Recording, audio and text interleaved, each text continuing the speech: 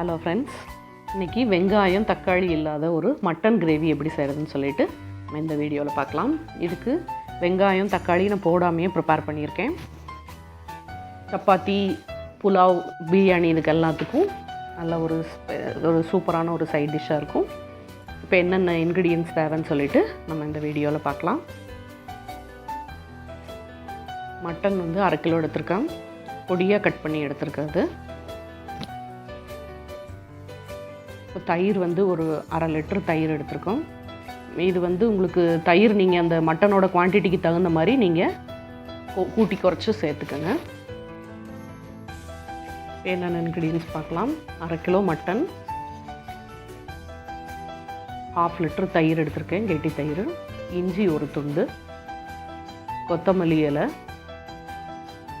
ஒரு முழு கேப்சிகம் இந்த மாதிரி க்யூப் டைப்பில் கட் பண்ணது, கஸ்தூரி மேத்தி ஒரு ஸ்பூன், பெப்பர் ஒரு ஸ்பூன், மல்லித்தூள் 1/2 ஸ்பூன், உப்பு தேவையான அளவு, பூண்டு ஒரு முழு பல் பூண்டு, 50 கிராம் முந்திரி, 2 ஸ்பூன் வரமிளகாத்தூள்,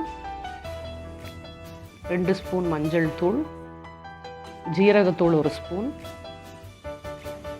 எண்ணெய் வந்து உங்களுக்கு தேங்காய் எண்ணெய் எடுத்திருக்கேன் நான், 3 பச்சை மிளகாய். இப்போ மட்டன் வந்து உங்களுக்கு ஈஸியாக வேகாதுங்கிறதுனால ஃபஸ்ட்டு நம்ம அதை ஒரு ஹாஃப் குக் பண்ணி எடுத்துக்கலாம். இதுக்கு வந்து வெறும் தண்ணி மட்டும் சேர்த்து நீங்கள் குக்கரில் ஒரு 3-4 விசில் விட்டிங்கன்னா போதும். இப்போ மசாலா பொடி ரெடி பண்ணலாம். இப்போ 4 ஸ்பூன் ஆயிலில் 1/2 ஸ்பூன் வரமிளகாத்தூள் சேர்த்து நல்லா கலந்துக்கலாம். இப்போ நல்லா கலந்துட்டு மஞ்சள் தூள் 1 ஸ்பூன், ஜீரகத்தூள் 1 ஸ்பூன், கஸ்தூரி மேத்தி 1 ஸ்பூன், பெப்பர் வந்து உங்களுக்கு காரத்துக்கு தேவையான அளவு போட்டுக்கோங்க. நான் 1 ஸ்பூன் சேர்த்துருக்கேன். உப்பு, இதை சேர்த்துட்டு நல்லா கலந்துடலாம். கலந்துட்டு இப்போ பாதி வெந்து எடுத்துருக்கிற மட்டனை வந்து இதில் நம்ம மிக்ஸ் பண்ணிக்கலாம். இதில் சேர்த்துட்டு பொடியாக கட் பண்ண கேப்சிகமும் இதில் சேர்த்துக்கலாம். சேர்த்து இந்த மாதிரி நல்லா கலந்து ஒரு 10 மினிட்ஸ் நல்லா ஊற வச்சிடலாம். இப்போ இந்த மசாலாலாம் நல்லா இதில் அப்சர்வ் ஆகிக்கும். இப்போ நம்ம வந்து முந்திரி பேஸ்ட் எப்படி பண்ணுறோன்னு பார்க்கலாம். இப்போ முந்திரி, பூண்டு, இஞ்சி, கொத்தமல்லி இலை இது சேர்த்துட்டு தண்ணி சேர்த்த வேண்டாம், நீங்கள் நல்லா ஃபைன் பேஸ்ட் பண்ணிடுங்க. இந்த மாதிரி பேஸ்ட் பண்ணிவிட்டு பச்சை மிளகாயை கொஞ்சம் குறகரப்பாக அரைக்கணும், அதனால் அதை தனியாக போட்டு இந்த மாதிரி பேஸ்ட் பண்ணி எடுத்துக்கலாம். இப்போ தயிரில் வந்துட்டு மஞ்சள் தூள், வரமிளகாத்தூள் 1 ஸ்பூன், மல்லித்தூள் வந்து 1 ஸ்பூன், ஜீரகத்தூள் 1 ஸ்பூன், நீங்கள் கரம் மசாலா தேவைன்னா போட்டுக்கலாம். நான் ஒரு 1/2 ஸ்பூன் சேர்த்துருக்கேன். மேத்தி லீஃப் வந்து 1 ஸ்பூன் சேர்த்துருக்கேன். உப்பு உங்களுக்கு அந்த தயிரோட குவான்டிட்டிக்கு தகுந்த மாதிரி சேர்த்துக்கோங்க. சேர்த்துட்டு இந்த மாதிரி நல்லா மிக்ஸ் பண்ணி எடுத்துடலாம்.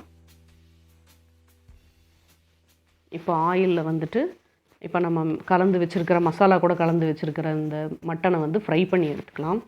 ஃபஸ்ட்டு நம்ம அதை கேப்சிகமை தனியாக எடுத்து வச்சுட்டு வெறும் மட்டனை மட்டும் ஃப்ரை பண்ணி எடுத்துப்போம். ஏன்னா உங்களுக்கு கேப்சிகம் கூட போட்டிங்கன்னா ஒரு மாதிரி ஆயிரும், கொஞ்சம் அந்த க்ரன்ச்சினஸ் போயிடும். இப்போ அதை தனியாக எடுத்து வச்சிடலாம், வறுத்து எடுத்து வச்சிடலாம்.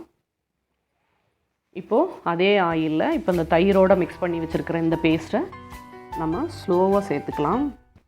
இது வந்து கொஞ்சம் நீங்கள் ஃப்ளேம் குறைச்சி வச்சுக்கோங்க, இல்லைன்னா முந்திரி இருக்கிறதுனால டக்குன்னு பேஸ்ட் வந்து அடியில் போய் ஒட்டிக்கும். இப்போ முந்திரி பச்சை மிளகாய் சேர்த்து அந்த பேஸ்ட்டையும் இதில் மிக்ஸ் பண்ணிவிட்டு நல்லா கலந்து விட்டுறலாம்.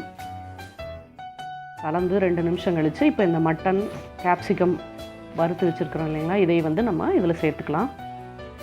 சேர்த்துட்டு நீங்கள் கலந்து டேஸ்ட் பாருங்கள். உப்பு தேவைன்னா போடுங்க, இல்லைன்னா ஆல்ரெடி மிக்ஸ் பண்ணியிருக்கிறதுனால தேவைப்படாது. இப்போ நம்ம லிட்டு போட்டு நல்லா க்ளோஸ் பண்ணிக்கலாம். இது லோ ஃப்ளேம்லேயே வச்சு ஒரு 15 மினிட்ஸ் வச்சிங்கன்னா நல்லா குக் ஆயிரும். இப்போ மட்டன் கிரேவி வந்து ரெடி ஆயிடுச்சு. இது வந்து நீங்கள் சப்பாத்தி, நான் கூட ரொம்ப நல்லாயிருக்கும். இது ஹோட்டல் ஸ்டைலில் இருக்கிறதுனால நீங்கள் வீட்டில் ட்ரை பண்ணி பாருங்கள். உங்களுக்கு இந்த டேஸ்ட் பிடிக்கும்னு நினைக்கிறேன்.